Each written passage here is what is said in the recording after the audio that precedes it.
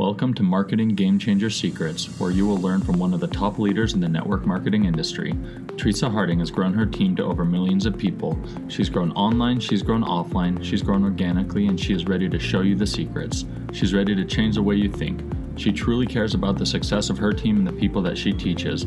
So get ready to learn the tips, tricks, and secrets that will allow you to grow a successful business in the 21st century.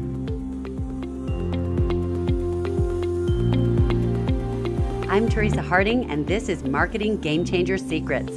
This podcast is for people who know that this industry is not about the network marketer anymore. It's about the people we serve and the change we can make in other people's lives. It's about the entrepreneur inside each of us who is trying to find our voice. It's for the people who want to change the world and are looking for the most powerful way to make that happen.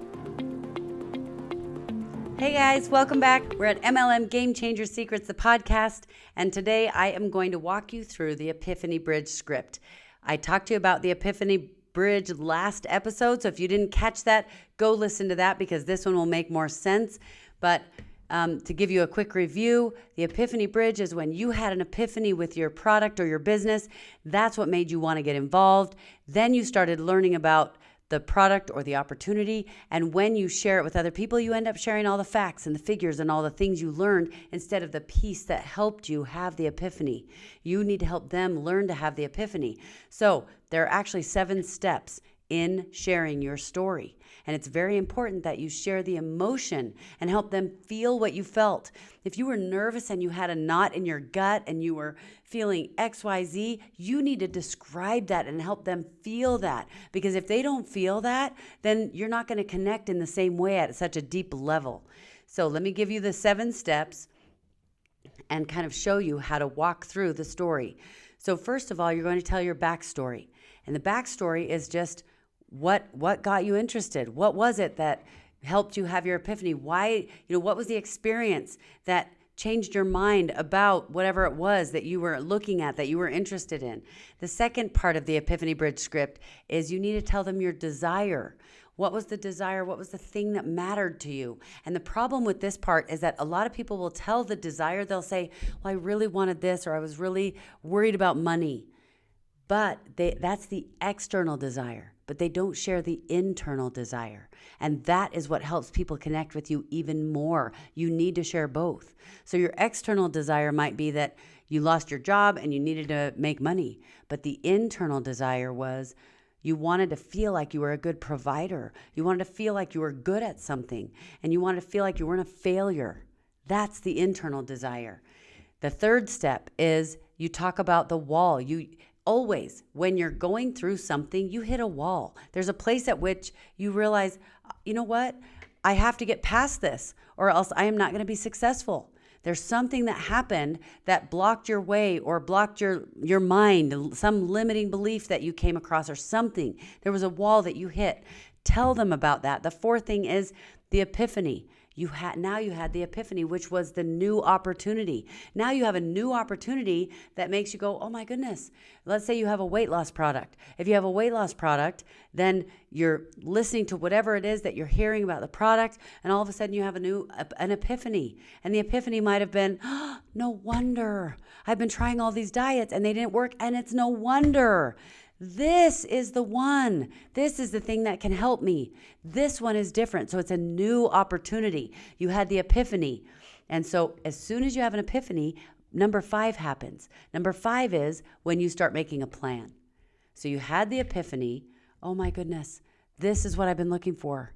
And now you make a plan. The plan is, okay, I'm going to join this network marketing company, and now that's how I'm going to work to make some money, get some time freedom. Or if it's about the product, it might be, okay, so this is the thing. This is the product that will solve the problem that I've been having. So you start making a plan. You say, okay, so I'm going to get the product. This is what I'm going to do. I'm going to use it. You make a plan. That's number 5. Number 6 is you hit a conflict.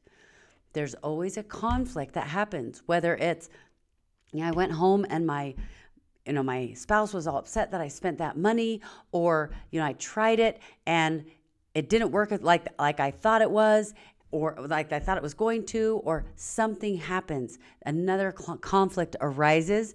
That's number 6. And number 7, you overcome the conflict. Maybe you learned how to use it right, or you realize, oh, I just need to take it with food, or I'm supposed to take it twice a day, not just once a week. And then I started noticing that I was getting the support for my health that I needed. So you end up having an achievement. And in that achievement, part of the problem is, in the story, most people tell what happened, the physical thing that happened. Oh, I started getting results. Oh, the product worked. Oh, if it's a financial product where you're trading online, the conflict might be, I tried it and it didn't work. And I thought, oh, this doesn't work, until I learned X, Y, Z. And once I learned that, oh my goodness, then I saw success and it was amazing. So see, you had the conflict and now you had the achievement. Now it worked. Well, people tell the external achievement, but guess what? There was an achievement that happened inside too. And that is the transformation. Something inside you transformed. You learned something. You got over a limiting belief. Maybe you didn't even achieve what you set out to achieve, but what happened in the process is you changed. Sometimes I'll share with my leaders stories about something I did wrong as an upline. And then I'll use these steps to share the story. And then when I get to the last step where I tell the achievement, I might talk about how now our relationship is fine with this leader and we worked it out and it's wonderful. But guess what else I tell? I tell the transformation. I tell them how, and it was really hard to face the fact that that was something I needed to work on. And once I changed that in me, all of a sudden, I was able to create a relationship again with this leader. Or I had to humble myself, and I didn't realize how arrogant I had been. So you see how you need to share the achievement, but you need to share the transformation. And sometimes my story has a sad ending. In fact, I do have one where someone that I was working with was really upset about the way that I handled something. And I feel sick to this day about the way that I handled it. At the time, I was trying to handle it in a way that I felt was right, that I felt would be the best for the situation. But as I grew as a leader, I realized how there are so many ways I could have done it better. And that relationship is still suffering. And I still am not close with that person.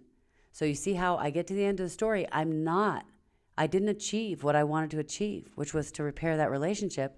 But now I need to finish and share my transformation. And I say, and that was very humbling for me. And I learned a really powerful lesson. And guess what? I've never done that again. And it has helped me with my relationships as I've moved forward in my business. So you see how you need to share that piece of the transformation, and notice how you can do it as you're bringing people into your team, but it also is something powerful you can use as you are working with the leaders in your team and as you're growing together as leaders. It's a really, really powerful 7-step process. So try utilizing that, use those 7 steps, and you'll see a significant difference in how your prospects react to you and how your leaders react to you. So good luck with that. Try those out. Let me know how it goes, because I'd love to hear some of your results and some of the processes that you go through, the things that you learn from it. All right, I'll talk to you in the next podcast.